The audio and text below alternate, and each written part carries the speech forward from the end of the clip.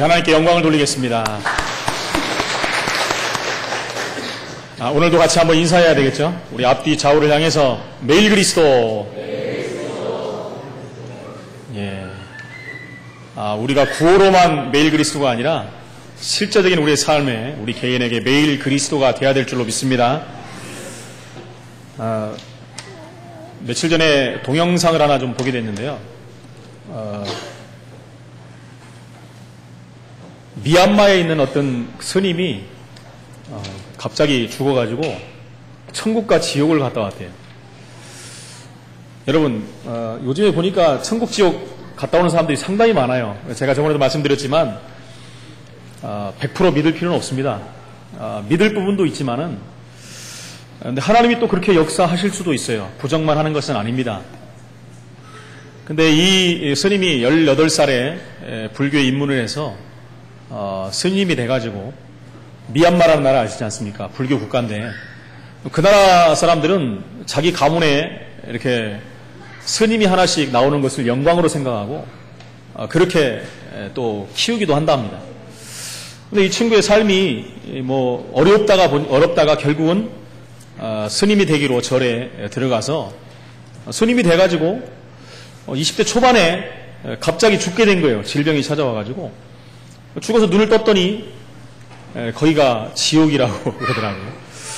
지옥에서 고난당하는 사람을 다 보면서 진짜 충격을 받은 건 뭐냐?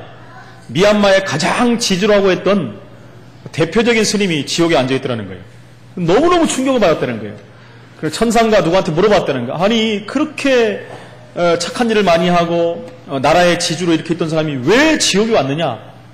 그랬더니 네 말대로 그 스님은 착하게 살고 많은 사람을 위해서 살았지만은 예수님을 믿지 않았기 때문에 지옥에 왔다. 그러더라는 거예요. 또 봤더니 너무너무 이거는 충격을 더 크게 받았다는 거예요. 봤더니 누가 있었냐? 자기가 믿었던 석가모니가 거기 앉아있다는 거예요. 여러분 그럼 어떻게 되겠습니까? 절에 거기 불구덩이에 앉아있다는 거예요. 고난을 받고 있다는 거예요. 또 물어봤다는 거예요. 아니 석가모니는 세계 4대 성현 중에 하나고 온 인류를 좋은 길로 인도한 사람인데 어떻게 이분이 지옥의 굴에 앉아있느냐 이렇게 얘기를 했다고 합니다. 그랬더니 뭐라고 하냐면 많은 일을 하고 좋은 일을 하고 많은 가르침을 했지만 역시 석가모니도 예수를 안 믿었기 때문에 지옥에 온 것이다 이렇게 말하더라는 거예요. 그 다음부터 이제 이분이 이제 생각을 하기 시작했다는 거예요. 예수를 믿어야 되나? 그런 가운데 이제 자기를 인도해가지고 천국으로 데려가더래요. 천국에 갔더니 맨 모르는 사람이 있는 거예요. 그렇죠. 아는 사람이 있을 리가 없죠. 미얀마 나라는 불교 국가니까 예수 믿는 사람이 거의 없고 자기 주위에 예수 믿는 사람이 어디 있겠습니까? 모르는 사람만 잔뜩 있더라는 거예요. 근데 거기에 누가 있냐? 어떤 사람이 자기를 계속 인도하고 다닌 사람이 누구였냐면 베드로라는 분이었다는 거예요. 베드로가 얘기를 하다는 거예요. 네가 주는 그리스도시요 살아계신 하나님의 아들이심을 믿어야 된다. 그래서 그분이 이제는 3일 만에 깨어난 거예요. 그래가지고 깨어났는데 미얀마가 더운 나라 아닙니까? 거기는 이렇게 무슨 이렇게 받침대가 이렇게 있대요. 왜 그러냐면 3일이면 시체가 이제 썩기 때문에 막 이제 흐른답니다. 밥 먹기 전에 얘기를 해서 죄송합니다만 이렇게 받아놓는데 자기를 올려놨는데 3일 있다가 이제 바로 이제 자기 의식대로 이제 화장을 치르는 이런 의식인데 눈을 뜬 거예요, 이 사람이. 여러분 생각해 보세요. 죽어갖고 3일 동안 있던 사람이 눈을 뜬 거예요. 막 흐르고 있는데 일단은 그 주위에 있는 모든 사람이 기절을 했다고 합니다. 기절을 했다가 정신을 차고 일어났더니 앉아있는 거예요. 또 기절을 했다고 합니다. 기절을 몇 번 하고 나서 이제 정신을 차리고 물어봤다고 합니다. 네가 그 암흑에 누구냐 그랬더니 맞대라는 거예요. 넌 분명히 죽었는데 분명히 죽었다라는 거예요. 자기가 천국과 지옥을 갔다 왔는데 거기서부터 완전히 바뀌어가지고 우리 가족이 예수를 믿어야 된다 그러는 거예요. 얘가 죽었다 살아더니 미쳤구나 이렇게 돼버린 겁니다. 근데 너무 생생하게 이 부분에 대해서 얘기하고 이 친구가 성경을 보면서 깨달음이 온 거예요. 그때부터 바뀌어가지고 예수를 전하면서 수백 명의 스님들이 복음 앞에 돌아오고 이런 일이 일어났다고 합니다. 여러분 우리는 그렇게 안 믿어서 얼마나 감사합니까? 여러분 천국 지옥 한 번씩 다 보내면 다 믿습니다. 그렇죠? 워낙 안 믿으니까 금방 말씀드린 그런 스님 같은 경우는 미얀마에 복음이 들어가는데 하나님이 문으로 여시기 때문에 그런 기적들이 또 많이 일어납니다. 복음이 막 전달되는 국가는 많은 기적과 이삭도 많이 일어나요. 이사도. 우리나라도 복음이 들어올 때 그런 일이 많아 있었거든요. 지금은 복음이 들어가서 정착된 나라들은 말씀을 통해서 하나님이 역사를 하지 그런 기적들은 하나 꼭 필요할 때만 일으킵니다. 근데 워낙 안 믿어버리면 하나님 지금도 그런 일들을 이루십니다. 맞습니까?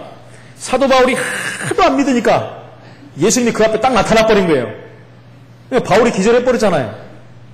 그러면서 바로 깨어나서부터 예수를 믿고 예수를 전하는 자가 돼버린 거예요.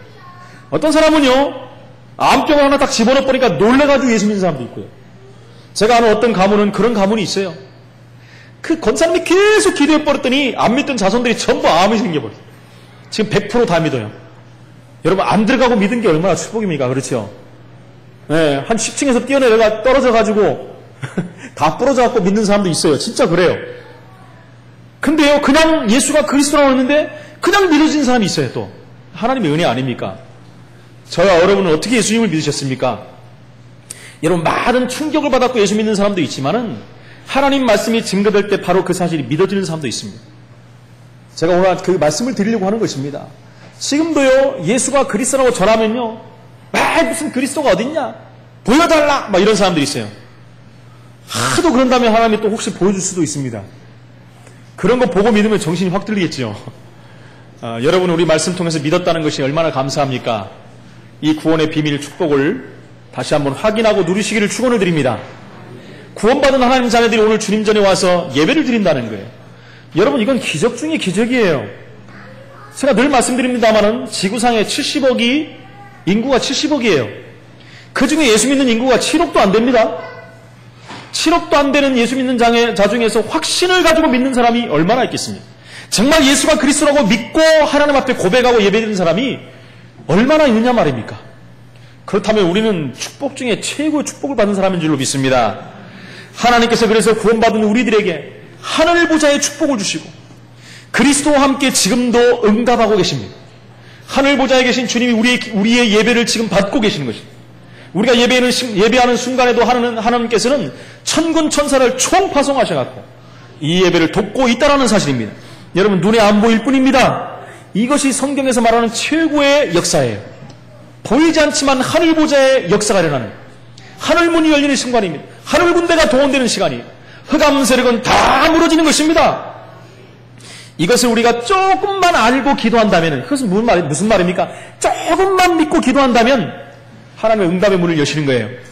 여러분, 성경에 보면 겨자씨만한 믿음이라는 부분이 나옵니다. 겨자씨만한 우리에게 믿음만 있다 할지라도 이 산을 들어 저 산으로 옮길 수가 있다 그랬어요, 여러분. 그럼 다른 말로 하면 뭡니까? 겨자씨만한 믿음도 없다라는 거예요. 아니, 그 조그만 믿음으로, 여러분, 조그만 믿음이 있다 할지라도 그것은 믿음이에요. 제가 저녁 기도회 때 말씀드렸지만 나는 믿음이 없다! 그런 말하면 절대 안 됩니다. 믿음이 없다라는 것은 내가 구원이 없다라는 것과 똑같은 거예요. 내가 믿음이 연약하다고 말해야지.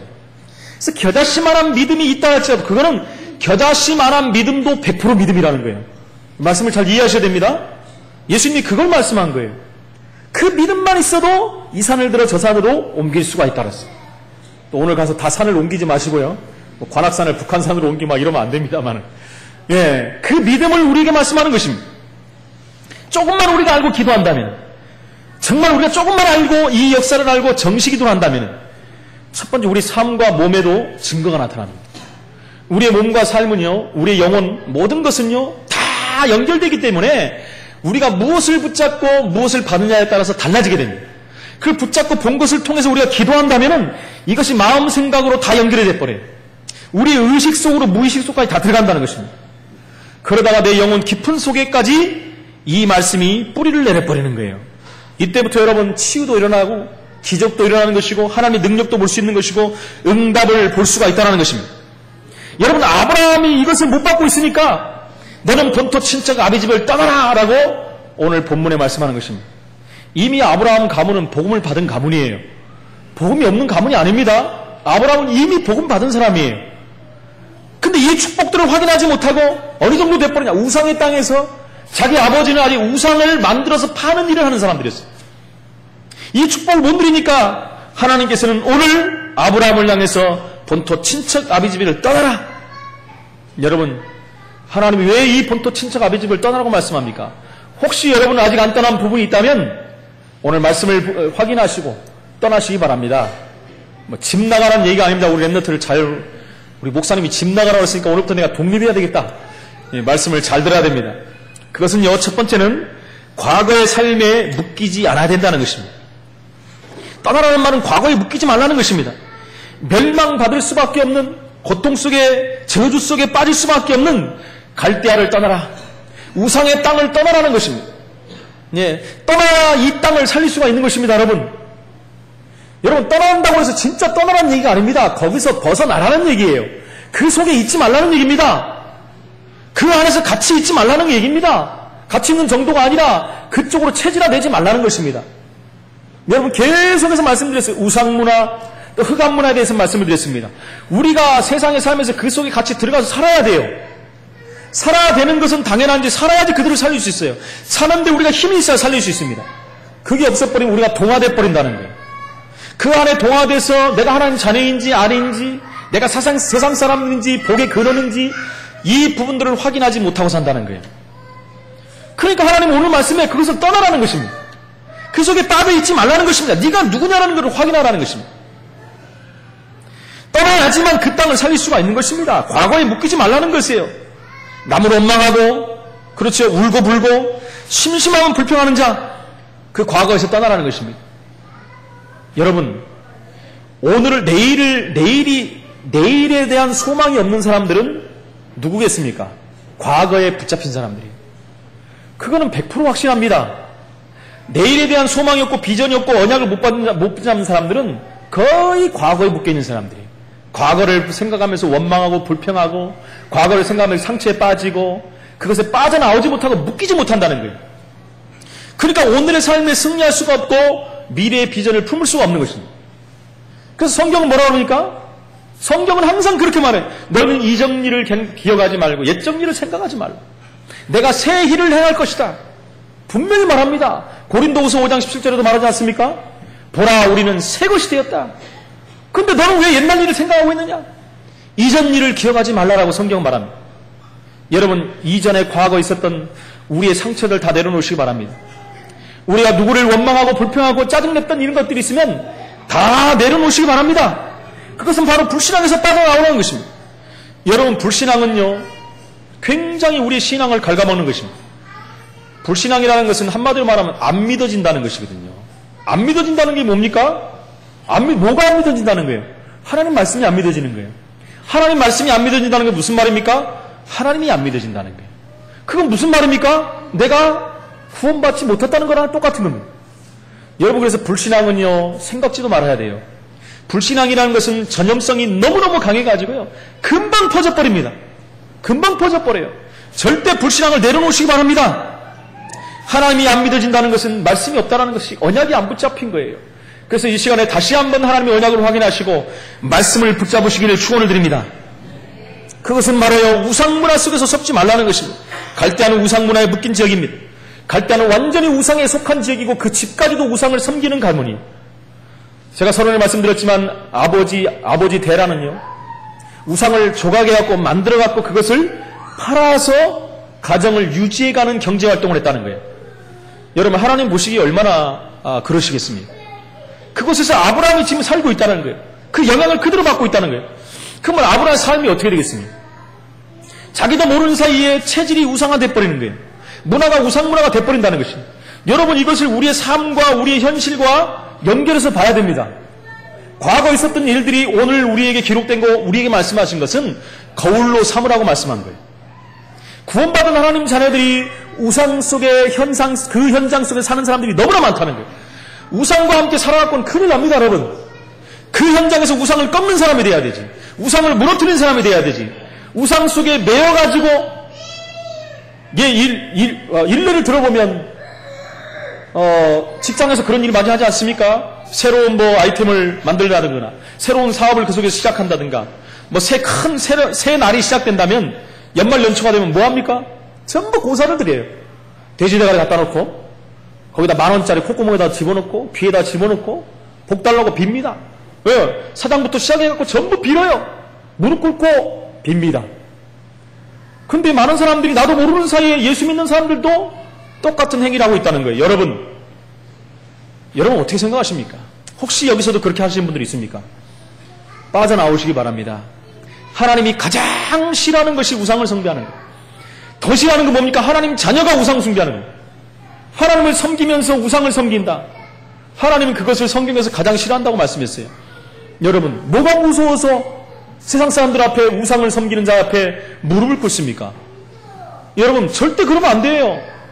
아이, 그냥 뭐 그게 꼭 뭐 내 마음도 가는 게 아닌데, 마음이 가는 게 아닌데 하면 어떻습니까?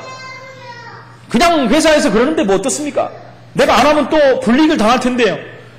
여러분, 불이익을 당한다고 해서 우상을 숭배하겠습니까? 우리의 선조들은 어떻게 했습니까? 목숨을 내놓고 우상 숭배를 거역했어요. 초대교회에 나오는 사도들은 어땠습니까? 우상과 싸우면서 숭배한 사람들이에요. 여러분, 우리의 삶이 불이익이 온다고 해서 우상 숭배를 해야 되겠습니다. 하나님이 원하시는 게 아닙니다. 이런 모든 환경에서 벗어나라는 것입니다. 또 예수 믿는 사람들이 잘하는 거 있어요. 그가 별거 아니다 하면서 점치러 가는 사람들이 많이 있어요. 네. 점치러 가서 자기 운명을 봅니다. 창피해갖고 달려나오는 사람도 많이 있죠. 진짜 귀신 들린 사람한테 가면은 답이 나옵니다. 아니, 예수 믿는 사람이 뭐하러 왔습니까? 그래요.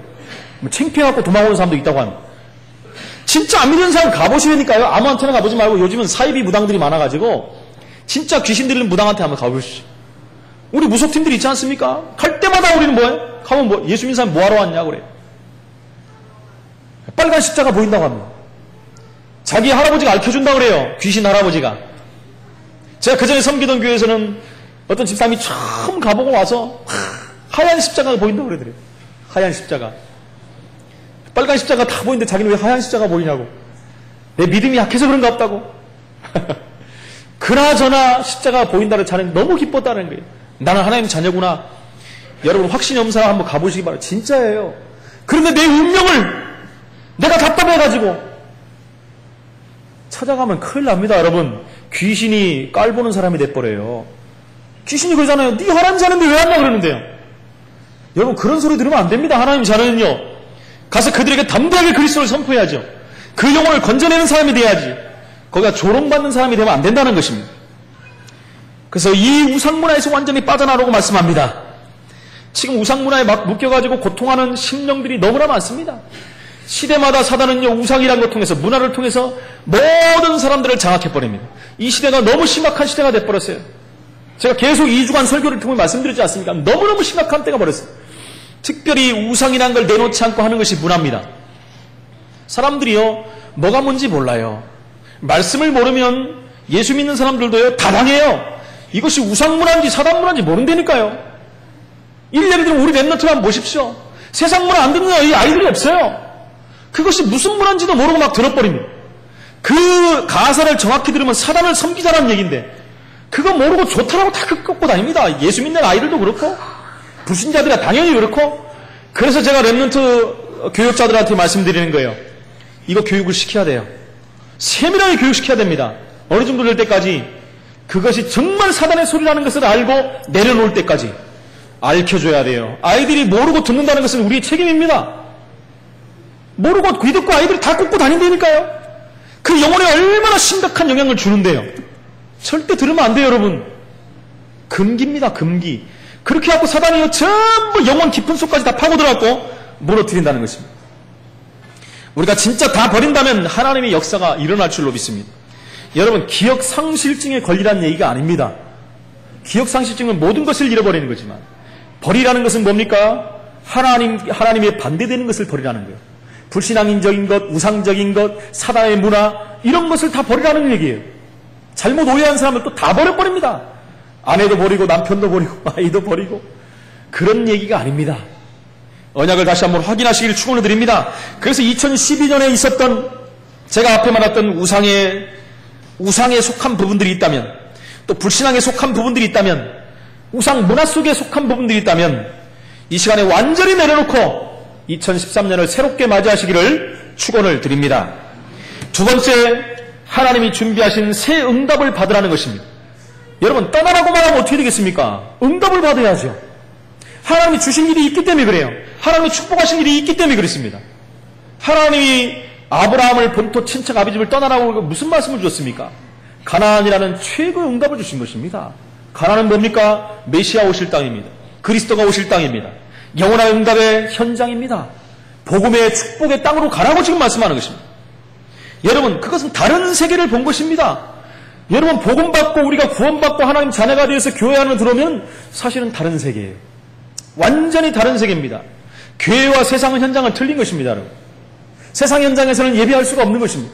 세상 현장에서는 우상을 섬길 수밖에 없고 사단의 문화에 노출되었고 그곳에 묶여서 고통을 당하다 망할 수밖에 없는 현장입니다. 교회 현장은 무슨 현장입니까? 천국의 모형입니다. 교회는 하나님 백성들이 모여서 하나님께 예배를 드리는 것입니다. 원래 인간의 축복을 누리는 자리입니다. 하나님께 영광을 돌리고 하나님 주신 말씀을 받고 은혜를 받고 그 말씀 속에 하나님의 교회를 붙잡고 또 현장으로 가는 것입니다. 여러분, 우리가 예배를 드린다는 것은 얼마나 귀한 일이겠습니까? 우리가 예배드리는 현장은 새로운 현장이요 다른 현장입니다. 그래서 예수를 믿지 않고 교회에 오시는 분들은 적응이 될 수가 없어요. 왜 그렇습니까? 신분이 하나님 자녀가 아닌데요. 영이 틀린데요. 그렇죠?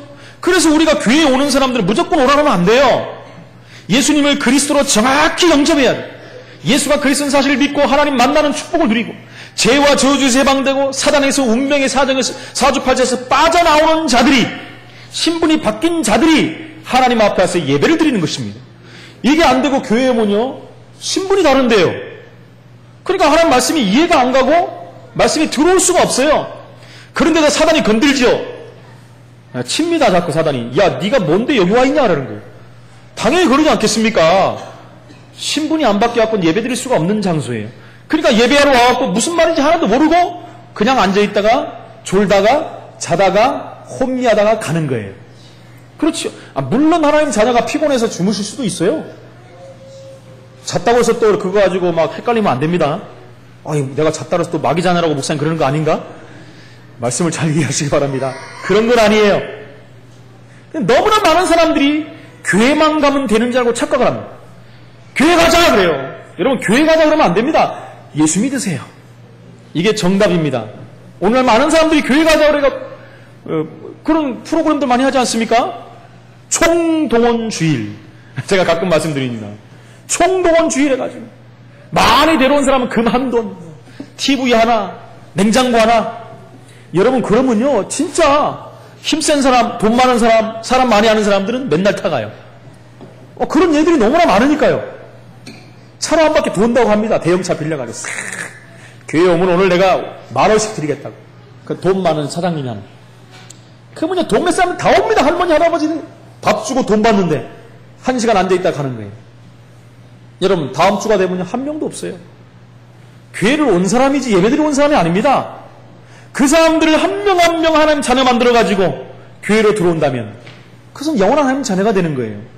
많은 사람들이 착각을 합니다. 교회 다니는 것과 예배 드리는 것. 우리는 예배 드리는 하나님 백성들이에요. 예수 믿는 하나님 백성들이기 때문에 하나님께 영광을 돌릴 수가 있는 것이고 하나님이 이 영광을 받으시는 줄로 믿습니다. 우리는 다른 세계를 본 사람들이에요. 그러면서 뭐냐면 내가 내게 지시하는 땅으로 가라. 옛날 성경이죠.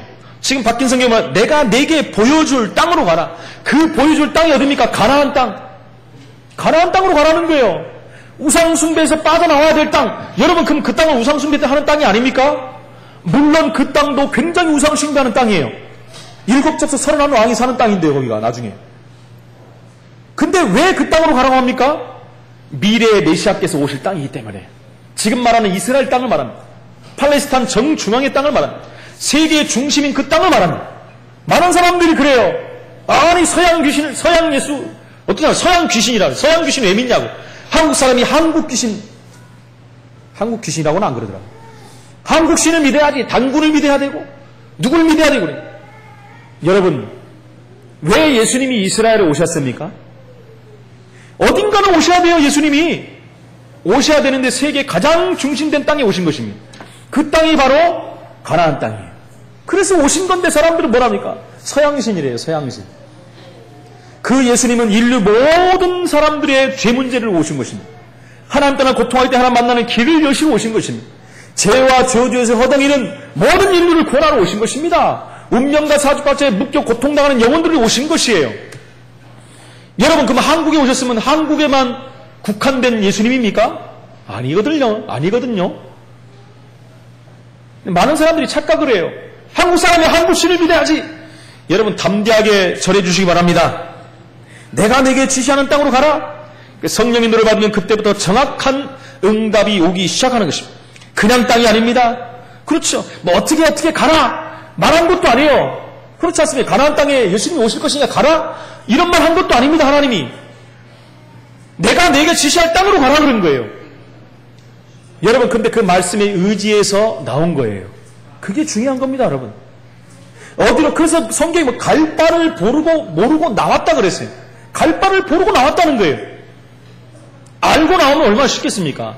어디로 갈지도 모르고 지금 나온 거예요. 그래서 성령 인도를 받으라는 것입니다. 성령 인도를 받으면 승리할 수밖에 없는 것입니다. 그래서 뭐라고 말씀합니까? 너와 내 씨로 말미암아 열방이 복을 받을 것이다.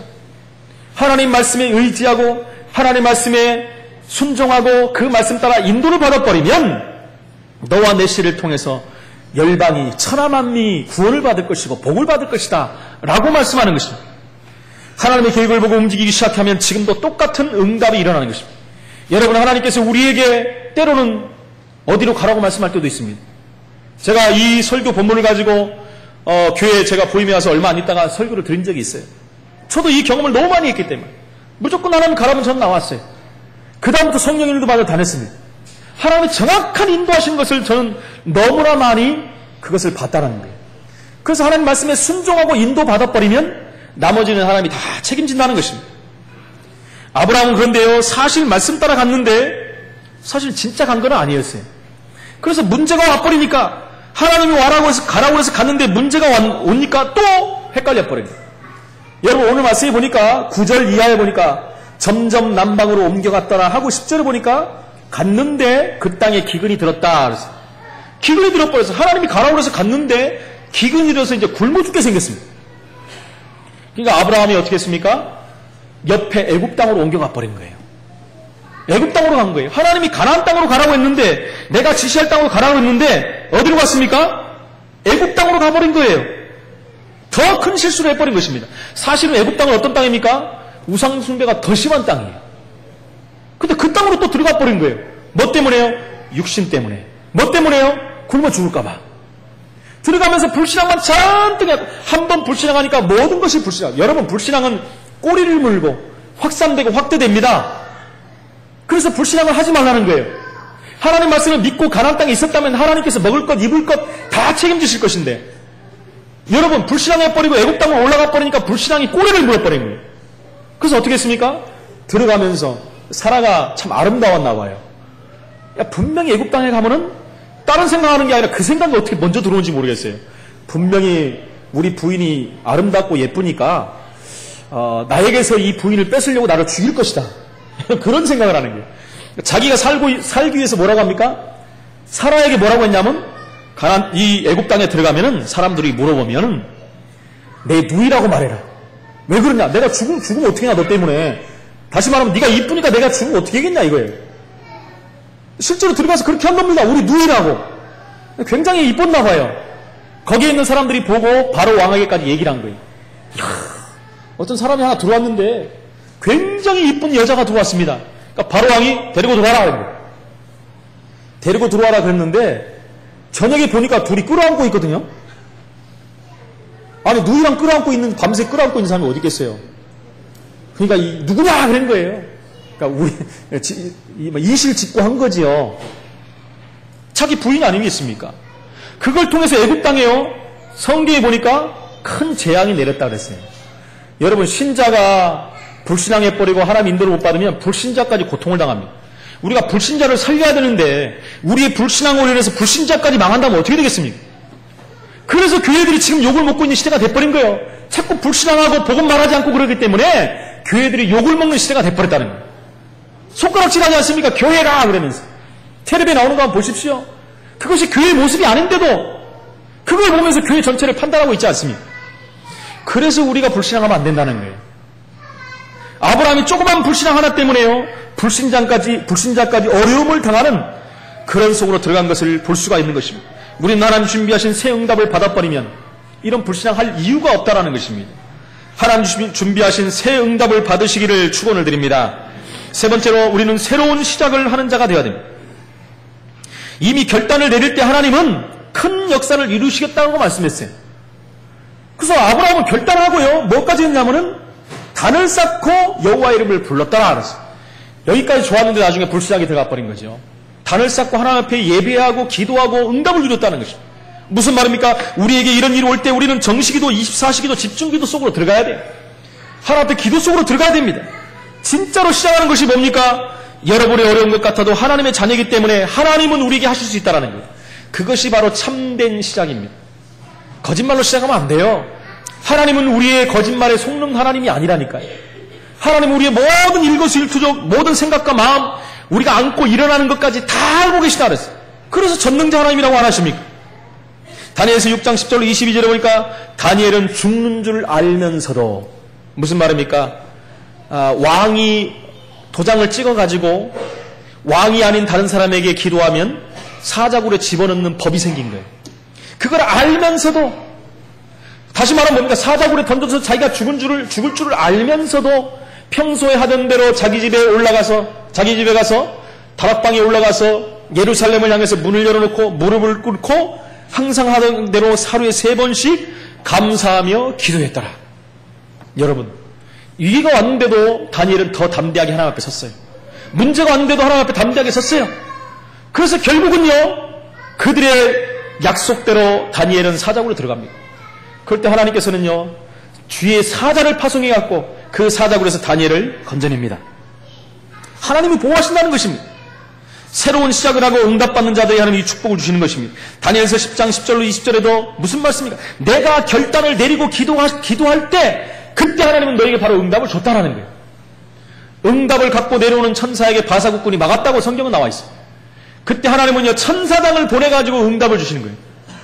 여러분, 응답이 막히면 하나님은 천사장을 보냅니다. 여러분, 천군 천사가 동원되는 기사는요, 성경에 얼마나 많이 나오는지 모릅니다. 수많은 천군 천사들이 지금도 동원되어서 하나님 예배를 돕고 있다는 사실입니다. 여러분들이 현장에서 기도하고 주의 일을 행할 때 하나님은 여러분들 모든 있는 곳에 주의 천군 천사를 동원하십니다. 그 사실을 믿으시기 바랍니다. 에스더서 4장 1절로 14절에 보니까 이스라엘 민족이 다 죽게 됐습니다. 그렇죠. 하만의 계략에 빠져고 다 죽게 생겼어요. 이스라엘 민족이 전부 다. 그랬을 때 에스더가 죽으면 죽으리라 하고 하나님 앞에 기도하며 왕에게 나가지 않습니까? 그러면서 상황이 완전히 반전이 돼버리고 이스라엘 민족이 다 살아나고 그들을 모함했던 하만은 죽게 되는 것입니다. 여러분, 그래서 성경에 예수님이 죽고자 하는 자는 살 것이고 살고자 하는 자는 죽을 것이라는 말이 이런 말입니다. 그 안에 이런 모든 메시지가 지금 들어가는 것을 함축적으로 지금 말씀한 거예요. 이 말씀을 확인하시기 바랍니다. 사도행전 1장 14절에도 일부 때도 말씀드렸지만 초대교회 성도들이 결단을 내린 것입니다. 여러분, 우리가 선택과 판단을 할 때는요, 하나님 앞에서 복음 앞에서 언약 안에서 판단을 해야 돼요. 사람 말이나 환경이나 그 시대 조류라든가 그것을 보고 판단하는 것이 아닙니다. 뭘 봐야 됩니까? 하나님 말씀이 판단이 기준이 돼야 돼요. 예수님 말씀하지 않습니까? 예루살렘을 떠나지 말고 내가 내게 약속한 것을 붙잡아라. 그거 붙잡고 초대교회 성도들이 마가다락방에 다 모이기 시작한 겁니다. 그 언약 붙잡고 결단하고 기도할 때 사도행전 2장 1절에 오순절 마가다락방에 성령의 역사가 일어난 거예요. 성령의 강림의 역사가 일어난 거예요. 성령의 역사가 나니까 난리가 나버린 겁니다. 한마디로 말하면 난리가 난 겁니다. 세상 말로. 예루살렘 온 전역이 완전히 바뀌어버렸어요. 온전히 바뀌어버렸어요, 여러분. 바람과 같은 불같은 하나님의 역사가 휘몰아친 겁니다. 그것은 무슨 말입니까? 누구도 막을 수 없는 하나님의 역사가 일어났다는 거예요. 누구도 막을 수 없는 것입니다. 여러분, 바람이 불어버리면 다 쓸어가 버립니다. 그렇죠? 불의 역사는 어떻습니까? 다 태워버리는 거예요. 그런 역사가 일어난 것입니다. 하나님의 오순절의 역사가 그렇게 일어나 버리니까 전도의 문이 열려버렸어요. 15나라 전도의 문이 3천 제자가 일어나 버렸어요. 그렇죠? 흑암 세력이 다 무너져 버린 거니까 흑암 세력이 무너지니까 전도의 문이 열려버린 것입니다. 예루살렘 전역에서 말씀은 논이 났다는 것입니다. 여러분, 이것이 바로 새로 시작하는 것입니다. 새로 시작하는 어떨 때는 우리가 결단을 해야 됩니다. 올바른 판단을 할 때도 있습니다. 우리 삶을 살다 보면요, 선택의 기로에 설 때가 있습니다. 간단합니다. 이것이 복음이냐 아니냐만 판단하면 됩니다. 이것이 하나님이 원하시는 것이냐 안 하시는 것이냐 그걸 판단하면 됩니다. 여러분, 내 이익을 따지는 게 아닙니다. 너무나 많은 사람들은 유익 앞에서 판단을 합니다. 내가 유익하냐 손해냐 이걸 보고 판단하면 안 돼요. 이것이 하나님의 복음의 말씀이냐 아니냐를 판단하는 거예요. 그것이 기준이 되는 것입니다. 나머지는 하나님이 다 하시는 것입니다. 여러분, 우리가 잘 아는 아브라함과 롯이 결별할 때 한번 상황을 보십시오. 롯은 뭐 했습니까? 눈에 보이는 좋은 것을 판단하고 거기서 갔어요. 여호와의 물된 동산 같다 그랬어요. 어디 땅이요? 소돔 땅이. 그래서 소돔 땅을 선택하고 그곳으로 갔는데 그것이 재앙의 땅이었다는 것입니다. 아브라함은 하나님이 원하시는 것을 선택했어요. 아브라함은요 5가지 언약적인 축복을 누린 자가 돼버렸어요. 최고의 응답의 증인으로 섰던 것을 우리는 볼 수가 있다는 것입니다. 여러분, 지난주에 지구촌에 큰 재난이 당할 뻔했습니다. 여러분들 많이 들었지요? 11일 날 저녁 6시경에 소행성이 지구에 가장 근접해 갖고 지나갔대요. 그런데 그것을 전날 발견했답니다. 전날 발견했대요. 여러분, 그것이 만약에 지구에 떨어졌다면 어떤 일이 벌어지냐면 지름이 36m짜리였대요. 얼마 안 되는 것 같지만 1908년도에 시베리아 퉁구스 지방에 한번 공중에서 폭발한 적이 있었다는 거예요. 그게 한번 떨어져가지고, 근데 거기는 사람 사는 데가 별로 없었으니까 초원지대, 그 숲지대였대요. 근데요 2000평방킬로미터의 지역이 완전히 쑥대밭이 돼버렸다는 것입니다. 여러분, 그것이 도시에 떨어졌으면 어떻게 될 뻔 맞습니까? 태양을 그것이 2.72년 주기로 지나니까 2년 좀 지나면 또 올 것입니다. 그것이 문제가 아니라 많은 과학자들이 뭐라고 하면 지금까지 9,000개가 넘는 소행성들이 지구를 근접해서 지나갔다는 거예요. 9,000개가 넘는. 여러분, 겁주려고 하는 게 아닙니다. 하나님의 능력을 보시라는 얘기예요. 지금 그 정도가 아니라 사실은요 우리가 발견하지 못한 것들이 100만 개가 넘는 소행성들이 지구를 지나갔대요. 100만 개 실수로 하나라도 부딪혀야 되는데, 그죠? 하나씩 조그만 것들과 부딪히는 것은 하나님 깨달으라고 하는 거고요. 그 정도가 아닙니다. 지름이 100m인 소행성이 4,700개가 넘는데요. 그런 것들이 불편할 정도로 지구촌에 가깝게 스쳐서 돌아가고 있다는 거예요. 여러분, 기적 아닙니까? 별로 안 놀라시는 거 아니에요? 그런데요, 대형 소행성들은 실제 과학자들에게 발견된 것은 30%도 안 된답니다. 그럼 얼마나 많은 대형 소행성들도 지구촌을 위협하며 돌아가겠습니까? 이것이 지구에 떨어지면 웬만한 나라 크기쯤은 완전히 파괴할 정도의 위력이 되는 거예요. 그런데요, 얼마 안 남았습니다. 12월 중에, 지금 중에 지름이 5km나 되는 아까는 몇 메타라고 그랬죠? 36m였는데 이번에는요 5km나 되는 그 대행성이 지구촌에 700만 킬로 근접하여 지나간대요. 여러분, 700만 킬로면 얼마 안 된 것 같지만 굉장히 가까운 겁니다. 여러분, 이게 지구촌을 근접해서 지나간대요. 지나가지만 이게 다음에 지나갈 때는 더 짧은 거리로 돌아온다는 것입니다. 만약 이런 것들이 지구촌에 떨어지면 지구촌의 모든 생명체는 완전히 멸망한다고 합니다. 근데 이런 일이 유사일을 한두 번 있었던 게 아니거든요. 여러분을 겁질나게 말하는 게 아니라, 그렇다면 거꾸로 말하면 누가 이렇게 안 지나가게 만들었을까요? 안 떨어지게? 하나님이 하신 거예요. 일부에도 말씀드렸지만 우주 전체를 하나님이 잡고 계시는 거예요. 여러분, 하나님이 안 잡은다면 우주 전체 별이 몇 개입니까? 우리가 돌아가실 때까지 세도 다 못 세요. 그 수많은 별이 지금도요 하나님의 계획 가운데 한치의 오차도 없이 서로 맞물려 돌아가고 있다는 거예요. 그 높은 우주 공간에 매달려 갖고 한치도 없이, 오차도 없이 돌아가고 있다는 거예요. 이게 하나님의 기적 아닙니까? 이게 하나님의 능력이에요. 하나님이 우리를 돌보시고 있는 증거입니다. 근데 많은 사람들은 그거 과학 연구해가지고 이게 큰일 났다, 이것이 오니 가니 하면서 21일 날 지구가 끝난다고 하면서 두려워하고 어려워하고 있습니다. 여러분, 간단합니다. 하나님 말씀은 능력이에요. 능력의 말씀은 이루어집니다. 마태복음 24장 14절에 천국 복음이 다 전해야 지구가 끝이 온다 그랬어요. 아직도 멀었습니다. 여러분, 빨리 21일 날 끝내고 싶은 분은 가서 복음을 막 전하세요. 그래야지 끝이 오는 거지. 복음도 안 전해졌는데 끝이 온다. 그러면 하나님은 거짓말쟁이 하나님이에요. 하나님은 신실한 하나님이십니다.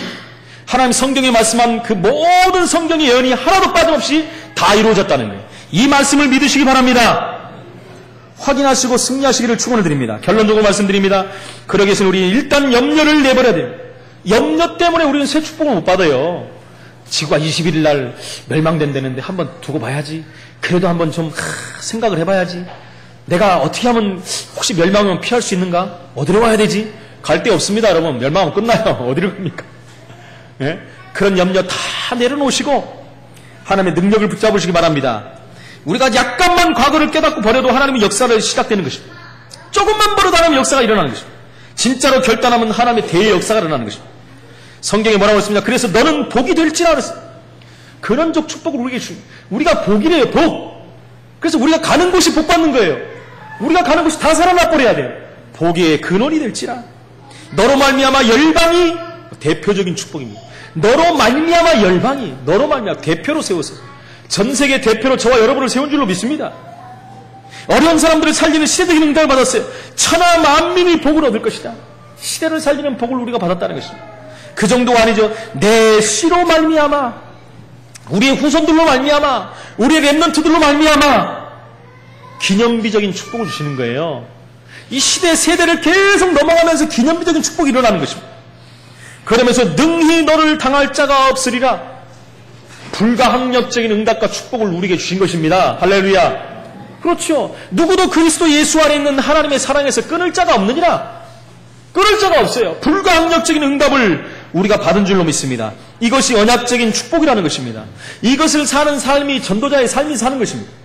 전도자의 삶을 사는 사람들은 언약을 붙잡은 삶입니다. 언약을 붙잡고 우리가 결단하고 하나님 앞에 선다면은 하나님은 결론에 나왔던 걸 5 응답의 축복을 우리에게 허락하실 것입니다. 이 응답의 축복을 사실적으로 누리고 승리하시기를 축원해 드립니다. 언약 붙잡은 전도자의 삶, 과거에 묶이는 삶에서 벗어나야 돼요. 그리고 하나님의 준비하신 새 응답을 받아야 되고 새로운 시작을 하는 것입니다. 이제 2013년을 우리가 새로 시작하는 날이 올 것입니다. 거의 2012년에 있었던 모든 것을 다 내려놓고 새로운 2013년을 맞이하시고 응답의 증인으로 전도자로 하나님께 영광 돌리시기를 예수 이름으로 축원을 드립니다. 전능하신 하나님 은혜를 감사합니다. 우리를 언약의 자손으로 부르셔서 우리를 복이라 말씀하시고 너로 말미암아 천하 만민이 복을 받으며 내 씨로 말미암아 세계를 살리는 응답을 주시고 능히 너를 당할 자가 없다라고 말씀하신 주님, 언약적인 5가지 응답과 축복을 우리의 삶 현장에서 확인하고 누리는 본격적인 2013년의 시작이 될 수 있도록 우리의 모든 연약함과 불신앙 우상적인 것을 내려놓고 주님 앞에 설 수 있도록 주님이 역사해 주옵소서. 살아계신 예수 그리스도 이름으로 기도합나이다. 아멘.